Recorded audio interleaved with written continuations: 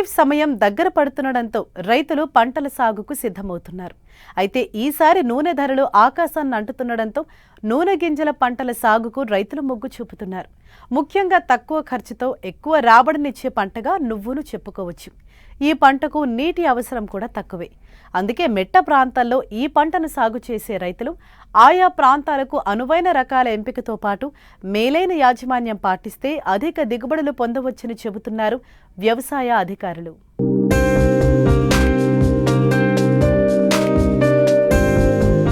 స్వల్పకాలంలో అతి తక్కువ ఖర్చు, శ్రమతో చేతికొచ్చే పంట నువ్వు.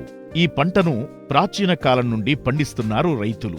నువ్వు గింజల్లో నూనె 50%, ప్రోటీన్లు 20-25% వరకు ఉంటాయి. తక్కువ సమయం, తక్కువ వనరులతో అధిక నికర లాభాన్ని నువ్వు పంట ద్వారా పొందవచ్చు. ఈ పంటను ఖరీఫ్, రబీలో వర్షాధారంగా పండించవచ్చు.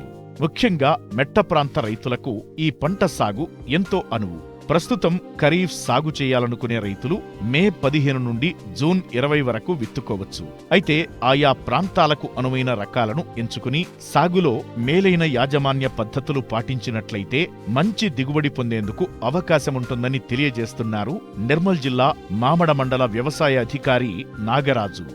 మనకి అతి తక్కువ కాలంలో తక్కువ వనరులతో అధిక ఆదాయం పంట ఏదైనా ఉందంటే ఇది ఒక నువ్వుల పంటనే. చాలా తక్కువ కాల పరిమితి గల పంట. మనకి పెద్దగా పెట్టుబడి అవసరం లేకుండా అధిక నికర ఆదాయం ఇచ్చే పంట కాబట్టి మన నువ్వుల మొత్తాన్ని ఎక్కువ మొత్తంలో మన రాష్ట్రంలో ఈసారి ఎక్కువ మొత్తంలో సాగు చేయడం జరిగింది. అలాగే మన నిర్మల్ జిల్లాలో చూసుకున్నట్లయితే మనకి మామిడిలో ఆల్మోస్ట్ 2,542 ఎకరాల వరకు సాగు చేయడం జరిగింది.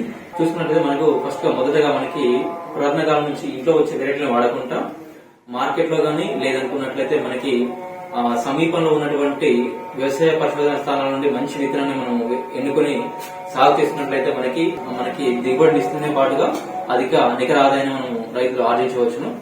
చూసుకున్నట్లయితే మనకి నువ్వుల పంట వచ్చేసి మనకి ఎలాంటి నేలైనా మనకి సాగు చేసుకోవచ్చును. ఇది మనకి వానాకాలంలో గానీ, యాసంగిలో గానీ లేదనుకున్నట్లయితే మనకి వేసవిలో కూడా మనకు సాగు చేసుకోవచ్చు.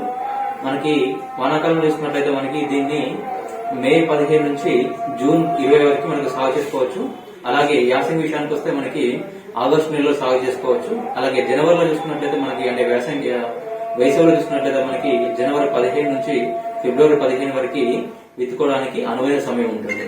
అలాగే మనకి విత్తన మోతాదు చూసుకున్నట్లయితే మనకి ఎకరానికి 2.5 కేజీలు మనకి ఒక ఎకరానికి సరిపోతుంది. ఎందుకంటే సీడ్ చాలా డెలికేట్ గా ఉంటుంది కాబట్టి దీనికి రైతులు ఏం చేయాలంటే 7.5 అంటే దీనిపైన 3 రేట్లు అంటే 7.5 కేజీల వరకు ఇసుక తీసుకొని ఈ ఇసుక 2.5 కేజీల నువ్వుల విత్తనాన్ని తీసేసుకొని మంచిగా గొర్రెతో నాగలతో ఏమిటికి సాలెంబడి వేసుకున్నట్లయితే మనకి నీటి సదుపాయానికి కానీ అలాగే మనకి స్ప్రేయింగ్ చేయడానికి చాలా ఈజీగా ఉంటుంది.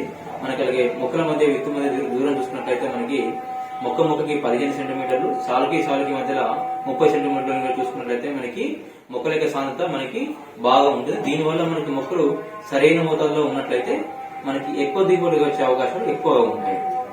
చూసుకున్నట్లయితే మన రకాల ఎంపిక చూసుకున్నట్లయితే మన దగ్గరలో ఇప్పుడు లీడింగ్ వెరైటీ ఏముందంటే మనకి JCS 10 జగిత్యాల తిరుమల వెరైటీ మనకు 5 నుంచి 8 కిలోల వరకు దిగుబడి ఇస్తుంది.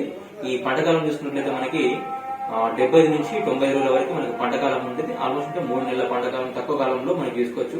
దీనికి 2 నుంచి 3 లీటర్లు అందించున్నట్లయితే మనకి ఎక్కువ దిగుబడిని ఇస్తుంది. మనకి ఈ సిసం కొన్న రైతులు ఎప్పుడు కానీ తప్పనిసరిగా మనకి విత్తన శుద్ధి అనేది పాటించాలి.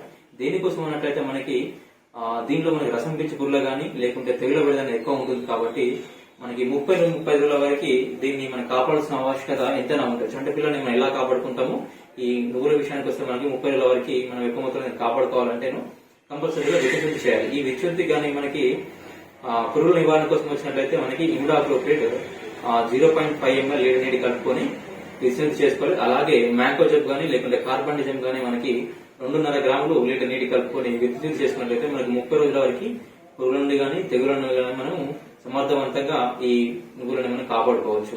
అలాగే ఎరువుల యజమాని విషయానికి వస్తే మనకి ఆఖరి దిక్కులో మనకి 4 టన్నుల యొక్క పశువుల ఎరువు, ఒక 16 కేజీల వరకు యూరియా, 8 కేజీల వరకు సింగిల్ సూపర్ ఫాస్ఫేట్, అలాగే 8 కేజీల వరకు పొటాషియం అందించే ఎరువులు మ్యూరేట్ ఆఫ్ పొటాష్ రూపంలో మనం వేసుకున్నట్లయితే మనకి కొంతవరకు నువ్వులకి మనము యజమాని పాటించుకోవచ్చు. అలాగే మనం 1 నుంచి 3 లీటర్ల వరకు ఇచ్చుకున్నట్లయితే మనకి ఎక్కువ మొత్తంలో దిగుబడి వస్తుంది.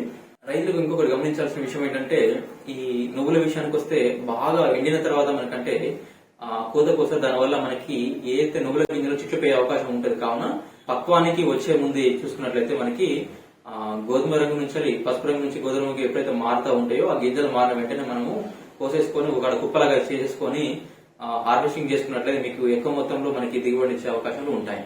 ప్రస్తుత కాలంలో నూనె గింజల పంటకు మార్కెట్లో మంచి ధర పలుకుతుంది. నువ్వుల పంట 3 నెలల్లో చేతికొస్తుంది. ఈ పంటను సాగు చేస్తే రైతులకు మేలు జరుగుతుంది. తక్కువ పెట్టుబడితో అధిక లాభాలను పొందవచ్చు.